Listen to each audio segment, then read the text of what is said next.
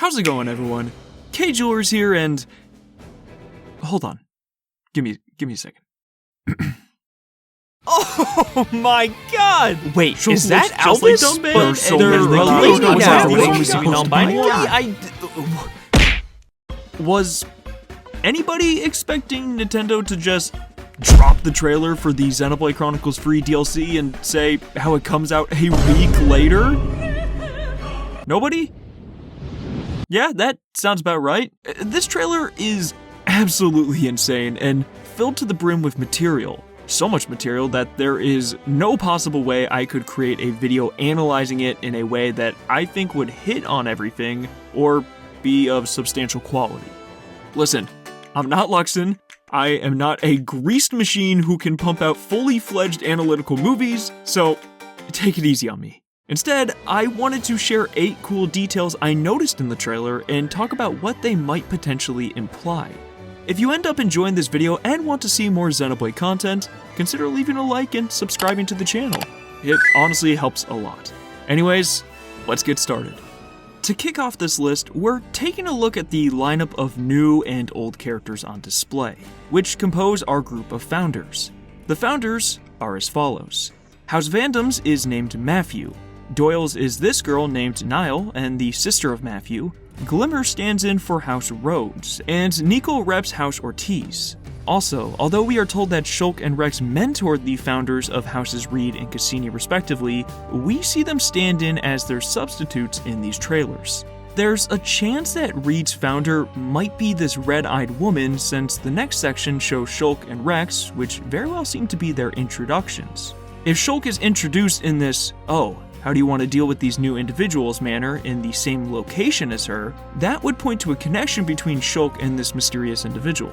She can also be seen alongside Shulk later in the rundown Colony 9.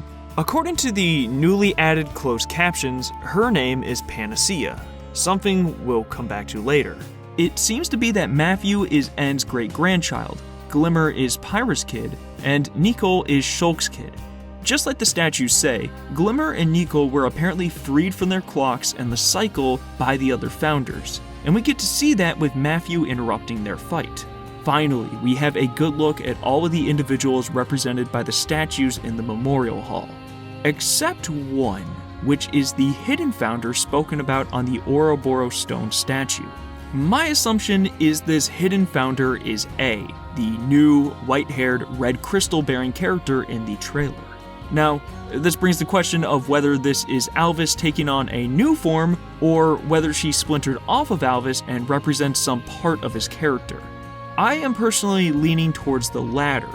Although the character has the arts of Alvis that are seen in Xenoblade Chronicles 1 and retains the eloquent matter-of-fact speaking, the presence of multiple characters with red core crystals complicates this a bit. There's also one other individual not depicted by the statues, but of importance, which is House Cassini's founder.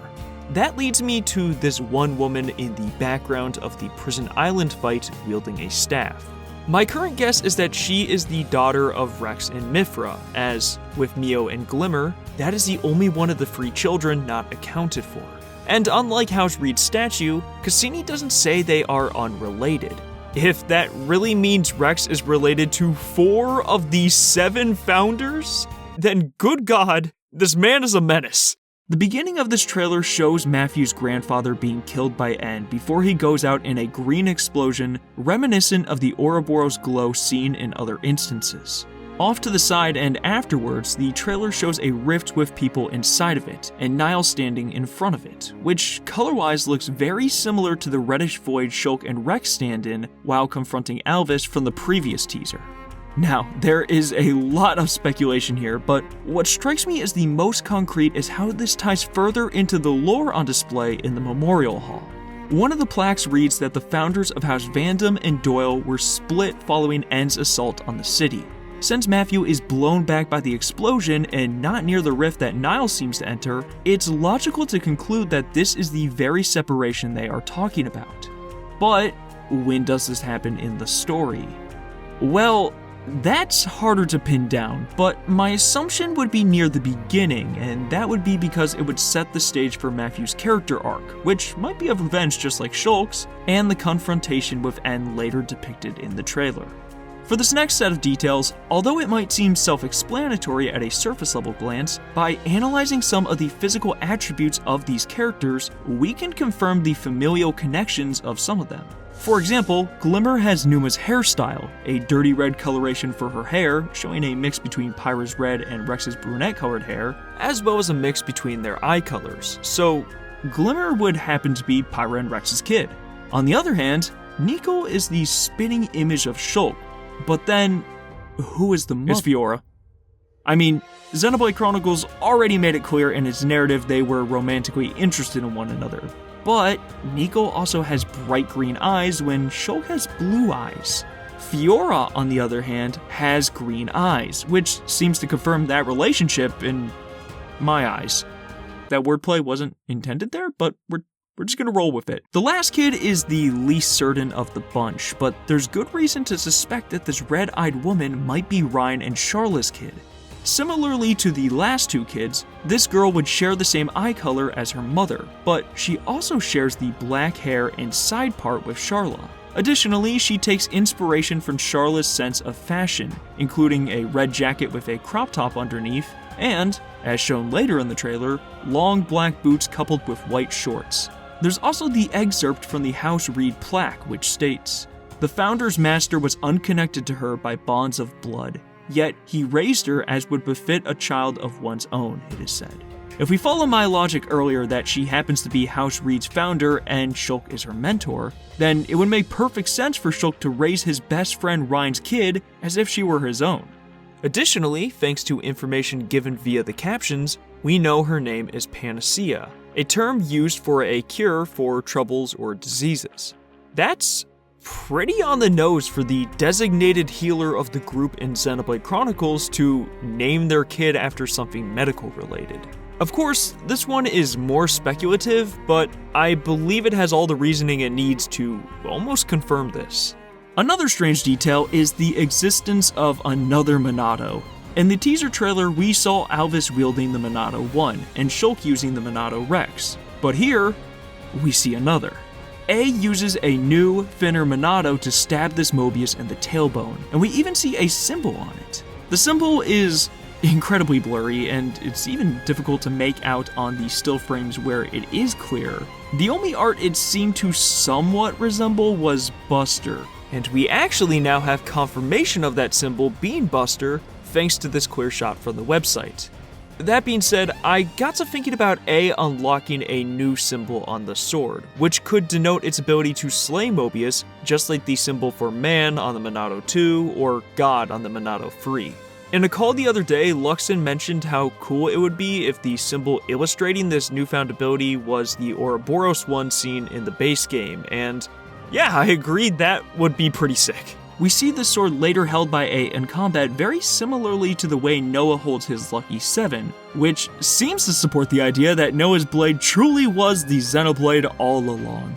Not to mention, A has an art called Vision, something granted by members of the Trinity Processor. Very true to Alvis in Xenoblade Chronicles 1, A is by far the most mysterious character that we have been presented with, and I think that is where it is going to get very exciting within the plot. Coming up next, we got another look at the Trinity Processor with all 3 core crystals inside, which is insane by itself, but there's something else for us to examine. By each crystal is a Greek name and a Latin excerpt written underneath. Written below Alvis's crystal is ousia, meaning being or essence in Greek. As for the excerpt, Numa's text should be the same as it was in Xenoblade 2's depiction of the processor and what can be read on her chest, while Alvis's text is as follows. Beatus homo qui inventium, sapientiam et qui effluit prudentia. Which can be translated to, Blessed is the man who finds wisdom and gains understanding. This ties into his character quite nicely as a computer seeking to understand and seemingly influenced by the wills of the people as the DLC seems to imply. This one is a quicker detail to address, and I want to thank SiG-Net and BlunZ for pointing out this next observation, but not only does Rex make a sick entrance, but he does the same iconic pose that he does once he is first resurrected as the Aegis' driver and awakens Numa at the cliffs of Morifa. While this next action isn't choreographed in nearly the same way, making it harder to call it a direct inspiration, the way Rex deflects the beam piercing straight through it is extremely similar to the way Morag split Rex's attack back in Gormott. I wouldn't be surprised if this scene happens to be his debut, and yeah, that's one hell of a way to make an entrance. One of the coolest ensemble of details is the return of noteworthy locations from the past titles. In my last video on what I wanted out of the DLC, I had mentioned how the Founder's original base could be stationed in a spot wiped out by an annihilation effect near Arafia Sea. Well, based on these new screenshots, that seems to be the case, and even more interesting than I initially anticipated, that base seems to be the revamped Colony 9 seen at the end of Xenoblade Chronicles, but now it's been taken back by nature. Soon after, we see a battle ensuing with A and Matthew against N that actually takes place at the top of Prison Island, the very same place that Saurian died, Shulk learned Fiora was alive, and he defeated Metalface with the newly acquired Monado 2. Even Rex and Glimmer seem to have a father-daughter clash against N, which is pretty cute in a metal sort of way. It would be quite fitting if Matthew happened to unlock the full powers of Ouroboros here to fell N, just like Shulk did to defeat his nemesis and the one who took away his loved one. Prison Island also makes an appearance in the DLC Wave Force key art, along with this architecture that seems to be taken straight from Feoswar. This very same style of architecture can be seen again in the trailer. And finally, to bring everything together into possibly the most poetic of these details, Future Redeem's logo may seem to be purely inspired by Xenoblade Chronicles 3's base game logo. However, it actually uses key aspects from each numbered title in the series. The main text and numbering is from Xenoblade Chronicles 3, but the gold coloring on the Future Redeem subtitle takes inspiration from Future Connected. The fading tail of the F is the same brushstroke style used for the X in Xenoblade Chronicles 1's logo, and the ember at the end is taken from the flames utilized in Xenoblade Chronicles 2's logo. The red and gold coloring is also heavily prominent across most of the cast, as they each utilize gold and red colorations in their designs and weapons, such as Matthew's gauntlets, Nicole's goggles and arms, and so on. For the presence of locations and characters, we already know that this DLC story will connect each of the free titles in obvious ways, but it's a really neat detail to see each of the games reflected in the first impression of the game. And that should go ahead and wrap up my short list of details and observations I found on display in the trailer. There are plenty of things I wasn't able to explore or probably didn't notice, and admittedly, Nintendo didn't give me nearly as much time to chew on it as previous ones because, well, it comes out in less than a week, so I decided to narrow the focus in the interest of time. If I had to pick a part of the trailer that excited me the most, it strangely might have been seeing the birth of a universe again, because it's my favorite moment in the entire series and confirmation that Fred's dealing with Klaus will be present and possibly wrapped up, which was my dream for Xenoblade 3. But what was your favorite part of the trailer? Was there anything I pointed out that was new to you, or anything I didn't mention that you thought was cool? Leave a comment and let me know, because I do always read them and I want to see what people are thinking. Anyways, on that note, thank you for watching the video and all the continued support, and until next time.